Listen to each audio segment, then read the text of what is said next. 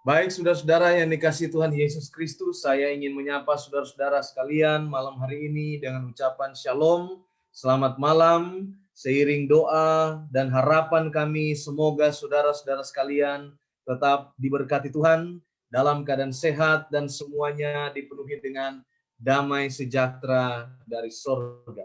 Tidak terasa kita sudah tiba pada hari yang ketiga dari rangkaian kebaktian bangunan rohani kita, peristiwa-peristiwa akhir zaman di Jemaat Tanjung Perak. Saya bersyukur kepada Tuhan punya kesempatan untuk kita boleh belajar firman bersama-sama. Ini menjadi satu berkat rohani bagi kita. Kita seakan diubahkan kembali, diingatkan kembali akan firman Tuhan. Di zaman dahulu KKR itu dilakukan 40 hari, 30 hari. Lalu kemudian di zaman sekarang terlebih khusus ketika hanya kemudian online, maka waktu yang panjang saya yakin tidak masalah bagi kita semua, karena kita semua hanya berada di tempat masing-masing. Saya pun berada di tempat saya dan berada di tempat duduk dan menyampaikan firman Tuhan. Tentunya ini menjadi sebuah perenungan bagi kita semua. Di masa pandemi ini ada juga kesempatan yang Tuhan berikan kepada kita untuk kita lebih leluasa belajar firman bersama-sama, menyampaikan firman bersama-sama. Di era pandemi, di saat teknologi semakin maju, kita juga punya kesempatan untuk menyebarkan kebenaran Tuhan ini dengan berbagai aplikasi. Saudara boleh forward undangan KKR ini lewat link Zoom maupun juga poster ke berbagai tempat, baik di grup WA maupun di media sosial. Dengan sebuah harapan ini boleh menjadi satu berkat bagi orang yang mungkin akan membaca dan menyaksikannya dan dia tergerak hatinya untuk kemudian bersama-sama bersekutu dengan kita semua. Pada malam hari ini saya melihat ada banyak saudara-saudara kita yang mungkin belum kita kenal secara personal, tetapi juga tergabung bersama-sama dengan kami di Jemaat Tanjung Perak, Surabaya. Terima kasih oleh karena kesediaan, kerelaan hati saudara-saudara sekalian, boleh bergabung bersama-sama dengan kami semua. Dan pada malam yang berbahagia ini, kami rindu juga untuk bersama-sama kita boleh membaca firman Tuhan pada malam hari ini. Oleh karena itu saya juga memohonkan saudara-saudara, mari menyiapkan Alkitab di tempat masing-masing. Karena ada beberapa ayat firman Tuhan yang akan kita baca pada malam hari ini, yang juga saudara akan baca di tempat saudara. Sehingga ini boleh menjadi berkat untuk kita semua. Karena ketika kita membuka firman Tuhan, kita membaca firman Tuhan, maka firman Tuhan itulah yang akan menerangi kehidupan kita. Mazmur 119 ayat 105, firman-Mu itu pelita bagi kakiku dan terang bagi jalanku. Ini yang menjadi pegangan kita. Untuk itu pada malam hari ini kita ingin awali pemkabaran firman Tuhan ini dengan membacakan apa yang dituliskan oleh firman Tuhan menyangkut gereja Allah di akhir zaman. Lebih dahulu kita akan melihat bagaimana asal muasal gereja ini atau jemaat ini terjadi di atas dunia ini atau terbentuk di atas dunia ini. Mari bersama saya kita membuka Alkitab kita di dalam Kisah Para Rasul pasalnya yang keempat, ayatnya yang ke-32 sampai ayatnya yang ke-37. Mari bersama saya kita akan membaca firman Tuhan ini. Cara hidup jemaat, ayat 32. Adapun kumpulan orang yang telah percaya itu mereka sehati dan sejiwa, dan tidak seorang pun yang berkata bahwa sesuatu dari kepunyaannya adalah miliknya sendiri, tetapi segala sesuatu adalah kepunyaan mereka bersama. Dan dengan kuasa yang besar, rasul-rasul memberi kesaksian tentang kebangkitan Tuhan Yesus, dan mereka semua hidup dalam kasih karunia yang berlimpah-limpah. Sebab tidak ada seorang pun yang berkekurangan di antara mereka, karena semua orang yang mempunyai tanah atau rumah menjual kepunyaannya itu, dan hasil penjualannya itu mereka bawa dan mereka letakkan di depan kaki rasul-rasul, lalu dibagikan kepada setiap orang sesuai keperluannya. Demikian pula dengan Yusuf, orang yang oleh rasul-rasul disebut Barnabas, artinya anak penghiburan, seorang Lewi dari Siprus. Ia menjual ladang miliknya, lalu membawa uangnya itu dan meletakkannya di depan kaki rasul-rasul. Sungguh luar biasa jemaat yang pertama yang terjadi setelah Yesus naik ke surga. Jemaat yang mana kemudian terorganisir oleh karena kinerja daripada rasul-rasul di bawah pimpinan Petrus, Yakobus, dan Yohanes. Mereka kemudian membentuk sebuah jemaat. Lalu kemudian ini berjalan terus, jemaat terberkati dengan pelayanan daripada Rasul Paulus lewat 3 perjalanan misi yang Paulus lakukan di wilayah Asia Kecil, di mana pekabaran ini dimulai. Gereja-gereja mulai diorganisasikan di kota-kota yang ada di Asia Kecil. Kisah para Rasul 11 ayat 26. Mereka tinggal bersama-sama dengan jemaat itu 1 tahun lamanya, sambil mengajar banyak orang. Di Antiochialah murid-murid itu untuk pertama kali disebut Kristen. Ini adalah bagian daripada sejarah asal-muasal gereja Kristen. Di mana orang Kristen pertama kali disebutkan? Kisah para Rasul pasal 11 ayat 26 memberikan kepada kita sebuah informasi penting bahwa di kota Antiochialah, di sanalah disebut pertama kali orang-orang Kristen. Apa artinya Kristen? Kristen artinya pengikut-pengikut Kristus. Orang-orang yang menjadikan Yesus Kristus sebagai guru mereka, yang kemudian mereka menerima pengajaran dari rasul-rasul yang memang kemudian menerima pengajaran itu langsung dari Yesus. Sekarang mereka merasa perlu untuk membuat sebuah organisasi. Dan organisasi gereja ini kemudian terbentuk hingga pada saat ini. Bagi gereja Masih Advent hari yang ke-7, tentunya tahun 1860 adalah sebuah tahun yang akan terus dikenang, di mana pionir-pionir gereja kemudian membentuk gereja. Gereja ini dibentuk oleh pionir-pionir gereja seperti Joseph Bates, James White, dan beberapa pionir yang lain. Mereka berasal dari denominasi-denominasi yang lain. Tetapi mereka kemudian sepakat membentuk organisasi Gereja Masehi Advent hari yang ke-7. Sebuah gereja yang memiliki arti sebenarnya dari kata Advent sendiri, yaitu orang-orang yang sementara menyiapkan diri bagi kedatangan Kristus yang kedua kali. Dan tepat pada tahun 1863, kemudian gereja ini diorganisasikan secara resmi.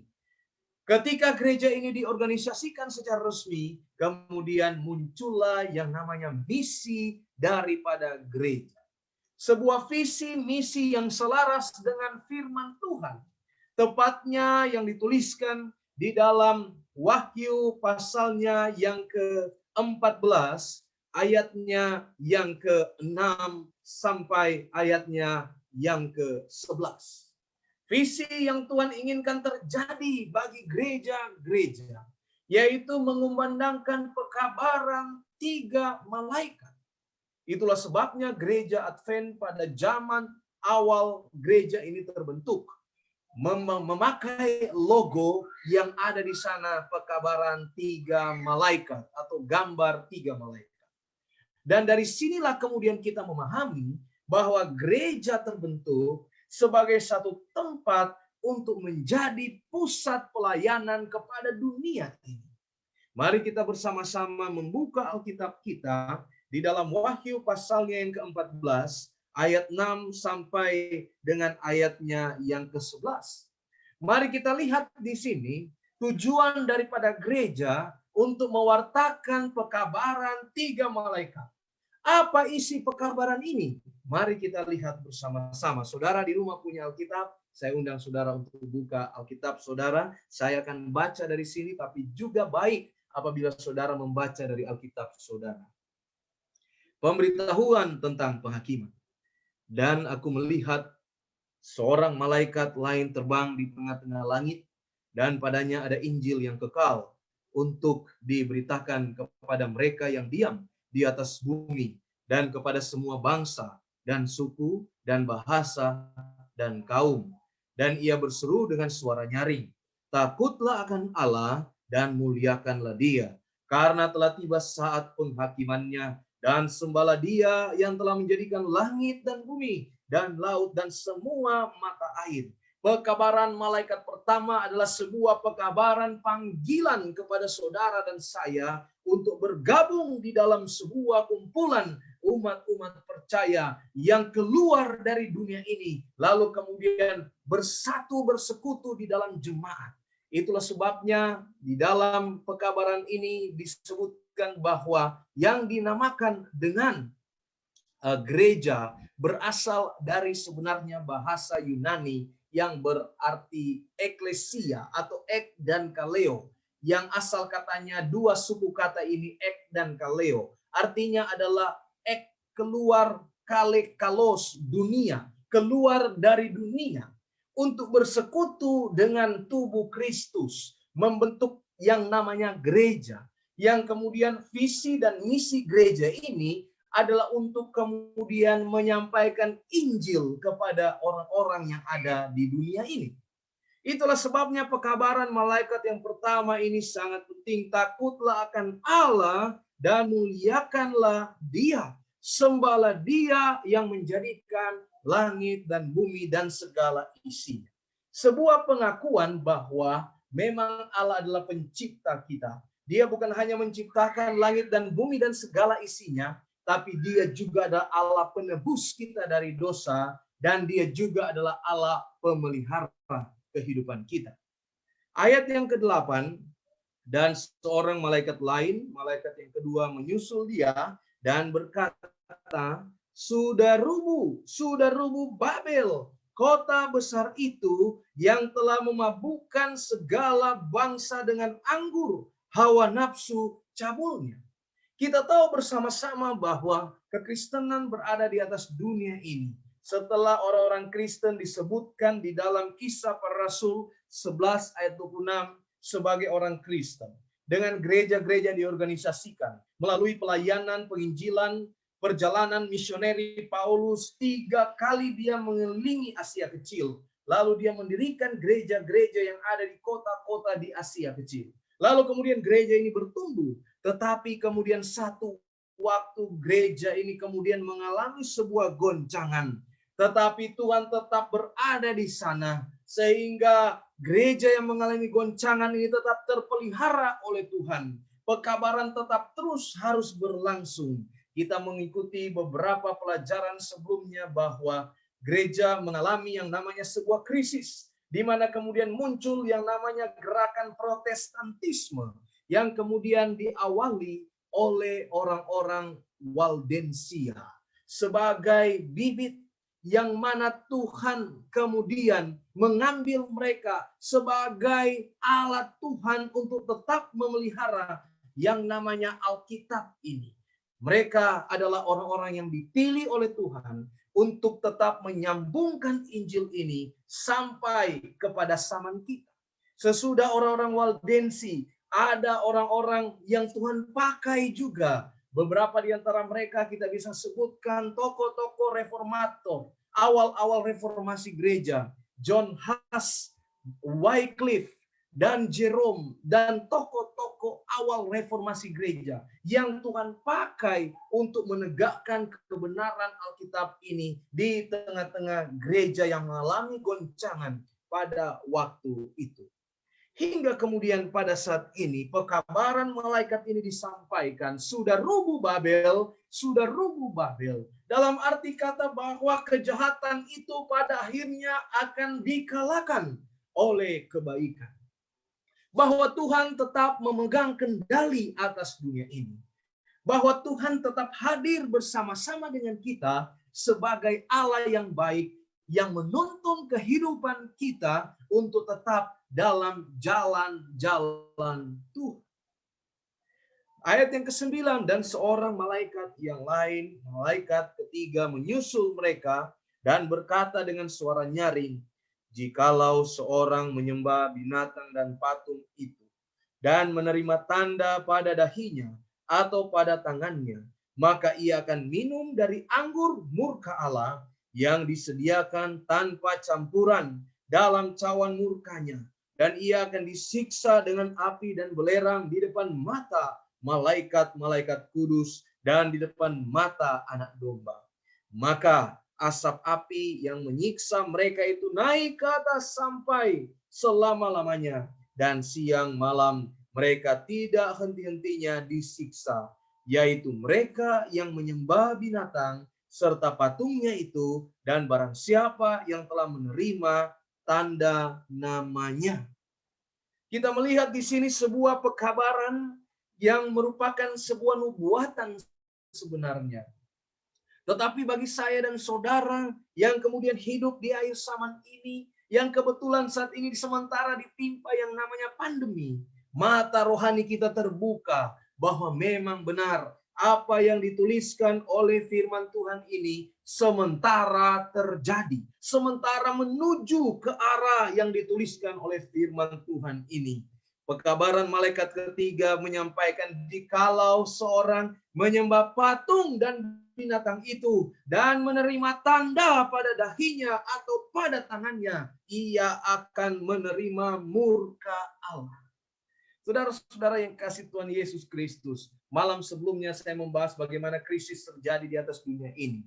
Lewat pandemi ini seakan-akan kita semua dipaksa maju cepat untuk kemudian transaksi keuangan itu saat ini mengarah kepada transaksi elektronik. Banyak dompet digital kemudian menjadi marak. Saat ini kemudian orang lebih senang menggunakan dompet digitalnya yang ada di handphone mereka.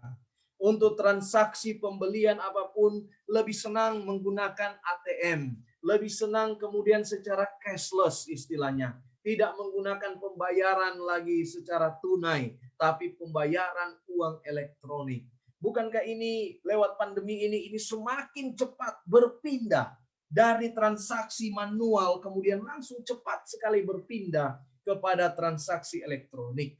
Bagian-bagian ini harus kita cermati sebagai sebuah tanda-tanda kepada kita bagaimana nubuatan-nubuatan di dalam Alkitab memang sementara terjadi. Apa yang telah dituliskan pasti akan terjadi. Dan itulah sebabnya ini meneguhkan kita bahwa bagi nubuatan yang belum terjadi, itu pasti akan juga terjadi. Bukan tidak mungkin suatu waktu nanti maka ada chips-chips yang akan ditanam mungkin di bagian tertentu dari tubuh kita. Lalu kemudian dalam bertransaksi kemudian hanya memerlukan chips tersebut. Bukan tidak mungkin. Hal itu terjadi di dalam kehidupan kita. Di era modern seperti saat ini, orang lebih senang menggunakan segala sesuatu dengan cepat. Sehingga database diperlukan untuk disusun. Sehingga kita bisa kemudian dengan mudah mengakses segala sesuatu. Mencari tahu di mana orang ini berada, di mana dia sementara berada saat ini. Bukan perkara yang sulit lagi sekarang ini.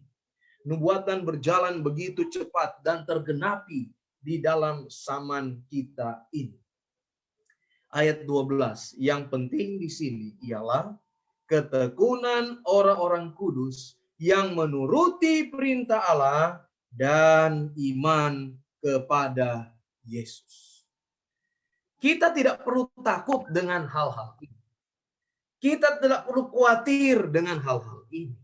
Justru ketika mata rohani kita terbuka, karena kita sudah belajar akan firman Tuhan, tanda-tanda kedatangan Yesus yang kedua kali, maka justru di sana kita semakin kuat dalam gereja ini untuk kita bertekun di dalam pengajaran akan firman Tuhan. Bertekun dalam perintah, menuruti perintah-perintah Tuhan. Mempertebal, mempertumbuhkan iman kita untuk tetap selalu setia kepada Tuhan. Dan gereja di sini memiliki peranan yang penting. Karena di dalam gerejalah Allah mempunyai sebuah gereja di bumi untuk mengangkat tinggi hukum.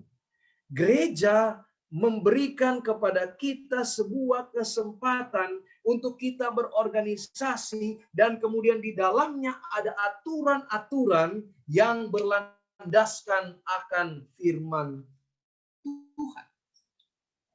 Di dunia ini harus ada gereja yang kemudian menjadi sarana untuk kita mempertumbuhkan iman kita kepada Tuhan. Gereja menjadi alat Tuhan. Orang-orang yang berada di dalam gereja adalah orang-orang yang menuruti akan perintah Tuhan dan memiliki kesaksian Yesus Kristus, yaitu roh nubuat. Manusia boleh membangun rencana demi rencana, tetapi musuh akan selalu berusaha untuk menggoda jiwa-jiwa menjauhi kebenaran. Tetapi semua orang yang percaya bahwa Tuhan sudah berbicara kepada Ellen G. White dalam roh nubuat, lewat buku-buku roh nubuat, menghimbau kita untuk berpegang kokoh di dalam gereja ini. Untuk kita masing-masing memiliki iman yang teguh di dalam kumpulan umat percaya ini. Karena di dalam gereja inilah doktrin-doktrin Alkitab dibukakan. Doktrin-doktrin Alkitab disampaikan, dipelajari bersama-sama. Ada yang menuntun, ada yang belajar secara personal. Dan semua ini menguatkan iman untuk masing-masing saudara dan saya. Ada terang-terang Tuhan yang dipancarkan lewat doktrin-doktrin gereja. Doktrin tentang kealahan, doktrin tentang Allah Bapa, Allah Anak, Allah Roh, kemudian doktrin tentang pengalaman manusia, bagaimana kejatuhan manusia, kemudian doktrin tentang bertumbuh di dalam Kristus, dan doktrin-doktrin yang lain yang sudah dibukukan menjadi 28 doktrin pekabaran dasar dari Alkitabiah. Ada misi yang Tuhan inginkan saudara dan saya untuk pegang di dalam gereja ini. Tuhan telah menjadikan kita sebagai penyimpan, pelaku-pelaku firman. Ia telah mempercayakan kepada kita kebenaran ini yang suci dan abadi yang harus disampaikan kepada orang lain. Umat Tuhan haruslah menjadi satu umat yang benar-benar sedia untuk mengabarkan pekabaran ini kepada dunia ini.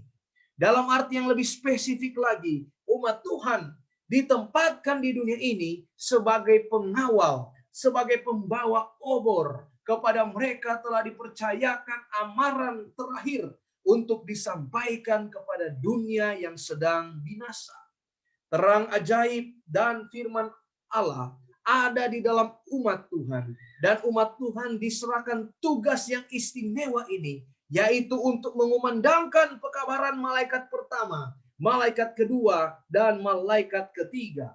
Tidak ada pekerjaan lain yang begitu penting daripada pekerjaan ini. Tidak ada perhatian yang dapat mengalihkan perhatian kita daripada mengabarkan pekabaran ini. Alasan-alasan kenapa harus ada organisasi gereja adalah karena semakin banyak orang kemudian bergabung di dalam gereja, maka dibutuhkan manajemen yang baik. Dibutuhkan sebuah pengaturan yang baik. Kalau tidak ada organisasi, maka akan ada kekacauan di sana. Terang Tuhan dibukakan, diberikan roh bahwa harus ada ketertiban, ada kedisiplinan di dalam gereja. Dan organisasi ini harus memiliki sistem pekerjaan Tuhan yang teratur. Itulah sebabnya di dalam gereja kita ada aturan-aturan yang harus kita ikuti. Ada yang dinamakan peraturan jemaat. Ada juga yang dinamakan ibadah, tata cara ibadah. Walaupun gereja kita tidak menganut ajaran liturgikal, tapi gereja kita tentunya sangat disiplin ketika kita berada di dalam proses-proses ibadah. Apabila jam ibadat tiba, semuanya mengambil bagian mempersiapkan diri dengan baik, datang sebelum waktunya, sehingga boleh memulaikan acara tepat pada waktunya. Kemudian semua yang mengambil bagian telah mempersiapkan diri dengan baik, sehingga pelayanan boleh berjalan dengan baik. Ada aturan-aturan yang perlu dilakukan. Saat ini di masa pandemi, kita tidak hanya beribadah secara fisik, tetapi kita juga beribadah secara online. Sama, aturan-aturan yang sama, cara main yang sama diterapkan juga. Kenapa harus ada aturan? Supaya ada keteraturan. Karena masing-masing kita manusia cenderung mau seenaknya sendiri. Mau masing-masing menjalankan apa yang dipandangnya baik. Itulah sebabnya butuh organisasi, butuh aturan untuk menselaraskan segala sesuatu berjalan dengan teratur dan rapi. Ini adalah bagian kecil dari contoh yang saya ambil bagaimana keteraturan di dalam gereja lewat organisasi. Dan organisasi ini memang diperlukan. Kecuali gereja-gereja diorganisasikan sedemikian rupa sehingga mereka dapat menjalankan dan menerapkan peraturan, mereka tidak mempunyai pengharapan apa-apa untuk masa depan. Kehidupan yang teratur dalam rumah tangga akan sangat berdampak kepada rumah tangga itu sendiri. Ada waktu bersama keluarga, ada waktu ibadah bersama, ada waktu ibadah personal, ada waktu belajar di sekolah, ada waktu ibadah di gereja, ada waktu bermain, ada waktu santai, ada waktu olahraga, ada waktu rekreasi, ada waktu-waktu yang lain dalam rumah tangga. Ada keteraturan. Demikian pula di dalam organisasi. Ada waktu-waktu yang teratur yang Tuhan berikan kepada kita. Contohnya di dalam gereja kita. Ada ibadah pada hari Sabat. Sebagai bagian dari penyucian hari Sabat.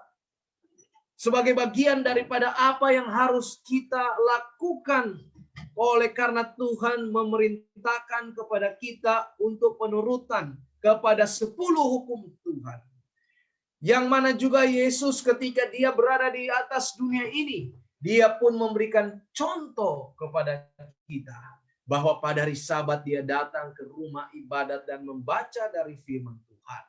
Lukas 14 ayat 16 dia berkata, akulah jalan, kebenaran, dan hidup. Tidak seorang pun yang datang kepada Bapa kecuali melalui aku. Yohanes 14 ayat 15 berkata, jikalau kamu mengasihi aku, kamu akan menuruti segala perintah-perintahku. Ini semua kita lakukan pada hari Sabat. Kemudian ada juga ibadah-ibadah yang lain. Ketika zaman pandemi seperti saat ini, kemungkinan besar kita memang harus berada di satu wilayah tertentu, itu di rumah kita. Jarang interaksi, terbatas interaksi dengan sesama kita. Tetapi puji Tuhan ada kegiatan pelayanan online. Yang mana kebaktian-kebaktian didirikan. Apa tujuannya? Apakah hanya sekedar formalitas belaka? Tidak, saudara-saudara sekalian. Di dalam kebaktian-kebaktian. Baik itu Rabu malam. Baik itu ibadah Vesper. Baik itu ibadah tutup Sabat. Tanpa kita sadari. Apabila kita tergabung dari waktu ke waktu di sana. Ada sesuatu yang kita peroleh. Ada hubungan yang semakin erat dengan Kristus yang kita dapatkan. Ada pikiran yang senantiasa dipenuhi dengan sukacita sorga. Dipenuhi dengan unsur-unsur kerohanian. Ingat saudara, bahwa kita punya waktu 1 kali 24 jam untuk berkecimpung di dunia ini. Kita punya waktu 6 kali 24 jam di dunia ini. Kita punya waktu secara spesifik lagi satu hari mungkin sekitar 8 jam kita bekerja. Kita berinteraksi dengan dunia ini dengan segala keberadaannya. Yang mana kita tahu bahwa dunia ini pada akhirnya juga akan binasa. Ini urusan-urusan yang sifatnya sementara. Sementara itu, urusan-urusan rohani. Yang kita tahu bahwa ini berkaitan dengan yang abadi sana. Yang Rasul Paulus tegaskan bahwa latihan-latihan badani terbatas gunanya. Tetapi latihan-latihan seperti yang kita lakukan mungkin di dalam ibadah-ibadah ini sangat berpengaruh terhadap iman kita. Dan ini berpengaruh terhadap kehidupan kita di zaman kekekalan. Itulah sebabnya firman Tuhan juga diturunkan kepada kita, menyebutkan kepada kita bahwa jangan engkau menjauhkan diri dari kegiatan-kegiatan peribadatan seperti yang dibiasakan oleh beberapa orang. Nubuatan sudah diberikan, jangan menjauhkan diri. Tapi ada juga contoh di sana, rupanya banyak orang juga yang membiasakan diri untuk tidak ikut di dalam perbaktian. Sebab itu nubuatan ini atau ayat ini menegur kita dengan kasih untuk kita terlibat di dalam kegiatan-kegiatan gereja. Tanpa kita sadari, ada banyak berkat rohani yang kita terima. Tanpa kita sadari, kita hanya meluangkan sedikit saja waktu. Kecil sekali durasi waktunya. Pada hari Sabat mungkin hanya 3 jam. Pada kebaktian seperti saat ini, ya paling banyak mungkin 1 jam, 1,5 jam, sudah sangat panjang. Tapi inilah waktu-waktu terbaik di mana kita sementara menyimpan harta perbendaharaan kita di istana-istana sorga. Inilah waktu di mana kita sementara berhubungan dengan kehidupan kekekalan yang Tuhan siapkan kepada kita. Kalau saja kita begitu getol, 8 jam kita bekerja di dunia ini untuk mencari nafkah, untuk mencari akan berbagai-bagai hal di dunia ini. Masakan kita tidak memiliki waktu untuk kita datang mencari hal-hal yang bersifat perkara-perkara surgawi. Memang ada ibadah keluarga, memang ada ibadah pribadi, tetapi gereja di sini menjadi penting sebagai organisasi yang menolong kita, menuntun kita untuk kepada keselamatan itu. Gereja tidak menyelamatkan saudara dan saya, tapi gereja menolong kita untuk kita menuju ke dalam kerajaan surga. Gereja tidak membuat saudara dan saya selamat, tapi gereja membantu kita untuk kita tetap setia kepada Tuhan. Di dalam gereja ada firman Tuhan yang diajarkan. Di dalam gereja ada doktrin yang diajarkan. Di dalam gereja ada aturan-aturan yang menolong kita untuk hidup di jalan-jalan Tuhan. Gereja organisasi merupakan juga hal yang Tuhan izinkan untuk setan serang dengan begitu hebat sekarang. Kita melihat bahwa serangan setan juga ada di dalam gereja. Sehingga tidak jarang terjadi kelemahan-kelemahan rohani di dalam gereja lewat oknum-oknum yang ada di dalam gereja. Tetapi saudara-saudara yang dikasihi oleh Tuhan Yesus Kristus, walaupun gereja ini lemah, gereja ini mungkin dipenuhi dengan orang-orang berdosa, tetapi gereja adalah biji mata Tuhan. Perhatikan ini saudara, gereja adalah biji mata Tuhan. Gereja Tuhan tidak pernah akan biarkan. Gereja tetap Tuhan pandang dari surga. Saya berikan contoh sedikit bahwa di zaman pandemi, ketika kemudian banyak orang mengalami kesusahan, terdampak juga kepada gereja. Bagi gereja kita, Jemaat Tanjung Perak, Surabaya, kita perlu banyak bersyukur, terima kasih kepada Tuhan. Karena kita boleh melewati tahun 2020 ini dengan pertolongan Tuhan saja. Kita melewati dengan baik tahun 2020. Di masa pandemi, di masa ketika kesulitan keuangan, Tuhan mengirimkan umat-umat Tuhan yang dengan setia menyokong akan gereja ini. Tuhan mengirimkan anggota-anggota jemaat yang betul setia tetap menyokong keberlangsungan daripada gereja ini. Bukankah ini satu hal yang perlu kita syukuri dan semakin kita diteguhkan bahwa gereja memang harus ada. Dan gereja adalah biji mata Tuhan. Tuhan mengatur segala sesuatu. Tidak perlu dilakukan lagi atau mengkhawatirkan bahwa pekerjaan ini tidak berhasil. Allah adalah kepala dari pekerjaan di dalam gereja ini. Ia mengatur segala sesuatu. Jika perlu dilakukan penyesuaian di dalam pekerjaan Tuhan ini, maka Allah akan membetulkan hal-hal yang salah. Jangan kita yang membetulkan, biar Tuhan yang turun tangan membetulkan hal-hal yang salah. Marilah kita percaya bahwa Allah akan mengantarkan kapal gereja ini yang bermuatan umat-umat Tuhan ini selamat sampai di pelabuhan akhir. Bukankah Allah mempunyai sebuah gereja yang hidup? Ia memiliki sebuah gereja, tetapi gereja itu adalah gereja yang giat, bukan gereja yang tidak giat. Kita harus berada di dalam gereja ini yang dipenuhi dengan tindakan-tindakan kasih, saling pengertian, saling memahami satu dengan yang lain. Kita memahami bahwa memang di dalam gereja berbeda-beda. Tubuh Kristus, ada kepala, ada organ mata, ada hidung, ada telinga, ada mulut, ada tangan, ada jari, ada badan, ada tubuh, ada kaki, dan lain sebagainya. Memang kita berbeda-beda.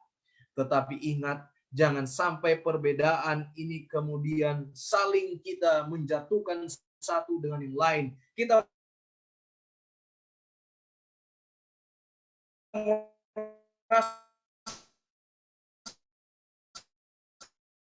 lebih penting daripada yang lain. Tetapi semua perbedaan ini menjadi telinga tidaklah sempurna tubuh fisik manusia ini. Tanpa kaki, tanpa organ-organ yang mungkin paling kecil sekali.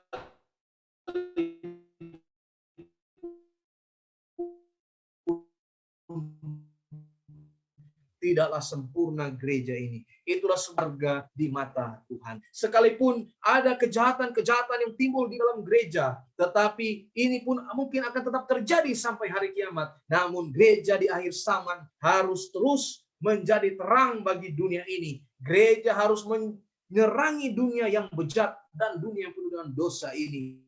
Gereja yang lemah dan cacat mungkin perlu untuk dinasihati dan ditegur oleh Tuhan sendiri. Tetapi Tuhan kemudian hadir di sana, bukan hanya menegur, tetapi juga menyelamatkan umat-umat yang ada di dalam gereja ini. Saudara-saudara yang dikasihi Tuhan Yesus Kristus, di dalam gereja yang penuh dengan berbagai latar belakang, perlu ada pembagian tugas yang jelas, di mana kemudian organ telinga itu bekerja untuk mendengar, organ mata berfungsi untuk melihat, organ tangan berfungsi juga untuk bekerja, organ kaki berfungsi untuk berjalan. Di sini kita melihat ada sebuah pembagian tugas yang memang harus terjadi dalam tubuh Kristus, yaitu gereja ini. Ada yang namanya di sana ketua jemaat. Ada yang namanya di sana pemimpin diakon. Ada yang namanya di sana pemimpin diakones. Ada yang namanya di sana bendahara jemaat. Ada sekretaris jemaat yang mengurusi akan administrasi gereja. Ada pemimpin-pemimpin departemen. Dan ada di sana gembala jemaat.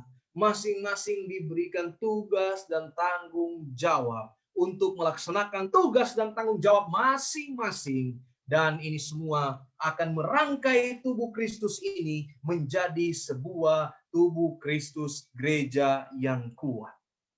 Dan ketika hal ini terjadi, Kristus dimuliakan, Tuhan dimuliakan di dalam gereja. Terjadi kebangunan rohani di dalam gereja. Karena kebangunan rohani tetap terus diperlukan di dalam gereja. Ibadah-ibadah KKR seperti saat ini tetap harus diperlukan di dalam gereja. Pendeta harus menyampaikan firman Tuhan. Harus ada kesempatan diberikan. Dan kita semua boleh sama-sama kemudian mengingat kembali. Dicerahkan kembali. Dikuatkan kembali dengan firman Tuhan yang disampaikan oleh hamba Tuhan.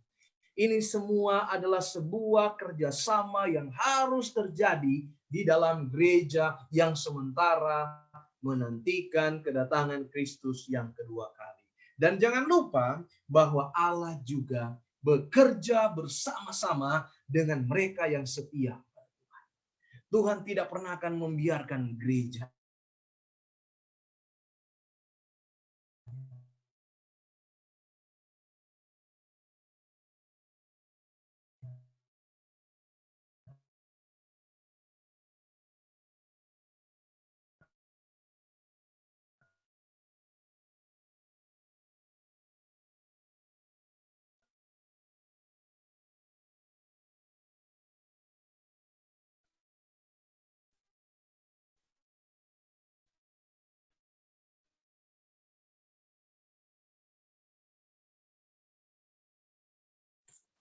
Suara hilang.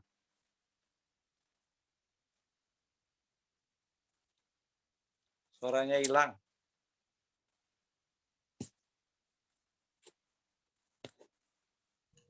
Bagaimanapun tingginya dengan orang-orang seperti ini, maka orang-orang yang lain yang dipilih untuk mengembang tanggung jawab ini kemudian haruslah melakukannya dengan setia kepada Tuhan.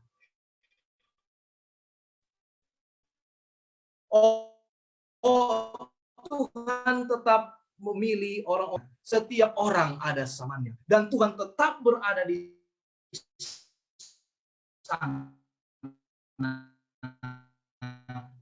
untuk bekerja sama dengan setia. Gereja Tuhan memiliki terang Tuhan yang ajaib yang harus disampaikan kepada dunia ini. Itulah sebabnya gereja membutuhkan persatuan yang kokoh di dalam Tuhan. Gereja membutuhkan kesatuan, kesetiaan, keserupaan dengan Kristus sehingga pekerjaan Tuhan ini dapat terselesaikan dengan baik. Oleh karena itu, sebuah himbauan untuk kita semua, mari kita bergandengan tangan di dalam gereja Tuhan di akhir zaman ini. Untuk kita sama-sama menuntaskan misi Tuhan ini. Kita tidak peduli dengan apapun yang terjadi di atas dunia ini.